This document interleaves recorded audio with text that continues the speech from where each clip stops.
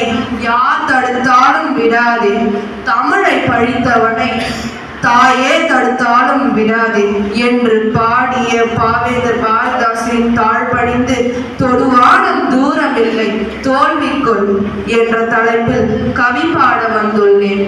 வாழ்வில் தோல்வி அதிகம், வெற்றி குறைவு என வருந்தாதே. தோல்வியும் சுகமே, தோல்வியும் சுகமே, தோல்வியும் கூட சுகமாயிருக்கும் விட்டு கொடுத்து வாழும்போது. அதுதான் தோல்வி என்றால் நானும் ஆயுள் முழுவதும் தோற்பேன்.